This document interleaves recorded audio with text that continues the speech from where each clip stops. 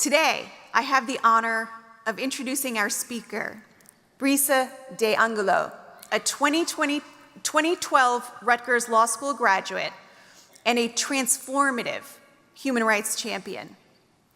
After surviving sexual violence in her youth, BRISA founded Bolivia's first Center for Child Survivors of Sexual Violence, a Breeze of Hope Foundation. While at Rutgers, she worked with Professor Beth Stevens to win a landmark case against the Bolivian government at the Inter-American Court of Human Rights, establishing crucial protections for children. Her extraordinary advocacy has earned her recognition as one of Time Magazine's Women of the Year, a CNN hero, and a BBC World Outlook winner. Please join me in welcoming a woman whose courage, resilience, and brilliance continue to change countless lives. BRISA De Angulo.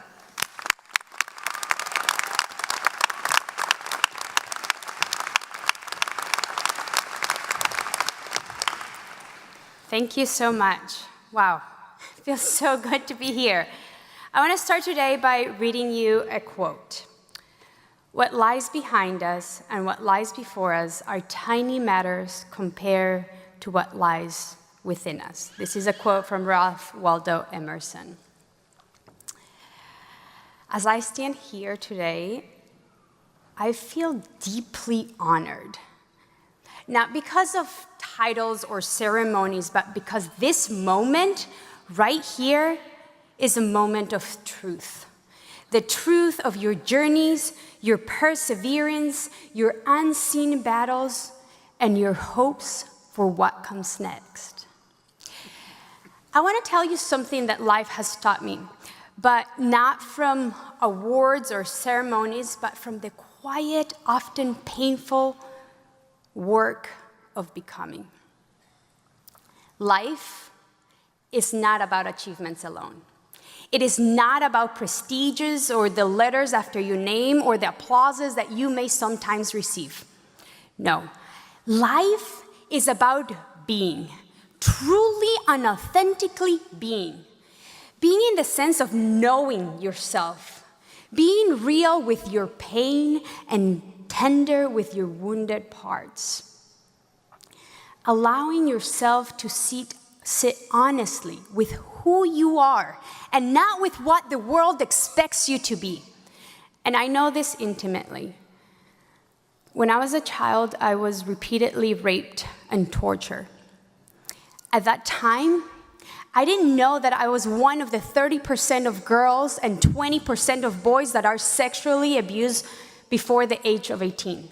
And like 80% of these cases, my aggressor was someone within the family. An adult that I should have been able to trust. After months of torture, I finally managed to escape and seek help. But instead of protection, I was failed by the very institutions meant to safeguard me. The government ignored my pleas, violated my human rights, and left me ostracized, deeply traumatized, and alone. This took me to depression, self-mutilation, eating disorder, suicide attempts, and all those things that come with trauma. There were moments in my life where the weight of this reality felt unbearable. I felt invisible, silence, and broken. But in the depths of this darkness, I made a decision. I would not let my story end there. So I chose to fight, not just for myself, but for every child that has ever been told to be silent. And that choice took me to Rutgers University, where I earned my law degree and where I met one of my best friends, Professor Beth Stevens. If you know her, she's amazing. Professor Beth Stevens, who felt my pain, who dreamed with me that we could make a difference in this world and maybe leave it a little bit better.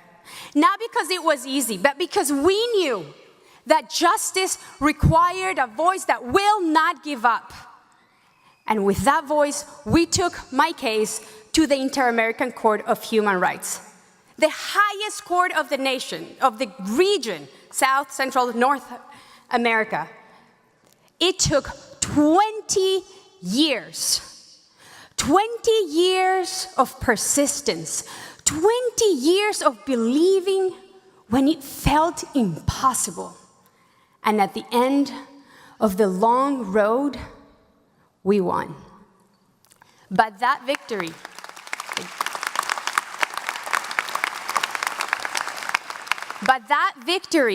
was never just mine. That decision created new international human rights standards that now protect children in 23 countries. This is the power of living true to your purpose, even when the world tries to silence you. It is the power of choosing every single day to stand up, even when you feel like falling. Because your greatest strength will never come from your titles or from your achievements. It will come from your ability to stand in your truth, to honor your story, and to transform your wounds into wisdom and purpose.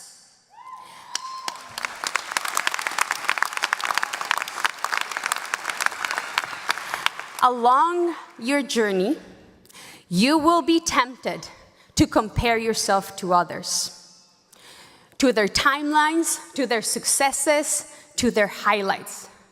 But remember this: comparison is the thief of joy. Do not compare yourself to anyone else. Compare yourself only to the person that you were yesterday. Ask yourself, how have I grown? How have I stretched myself closer to the person that I am becoming? Because your purpose is not to outshine anyone else. Your purpose is to outgrow your fears, to outlast your doubts, and to outlove the barriers placed in your way. As you walk this path, build relationships that sustain you. Not just professional connections, but deep, meaningful friendships and communities. Allow yourself to be seen in your full humanity, to hold space for others and allow others to hold space for you. Because in the end, it is not the trophies that will be remembered. It is the moments of realness. It is the relationships that we nurture. It is the lives that we touch and the truths that we dare to live. So today, I will not simply wish you success. I wish you authenticity. I wish you the courage to live unapologetically in your truth. I wish you the strength to measure your progress by your own growth and the compassion to honor every step of your journey.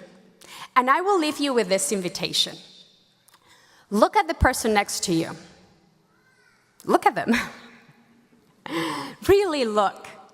See them not as a competition, not as a stranger, but as a fellow traveler on this road of becoming.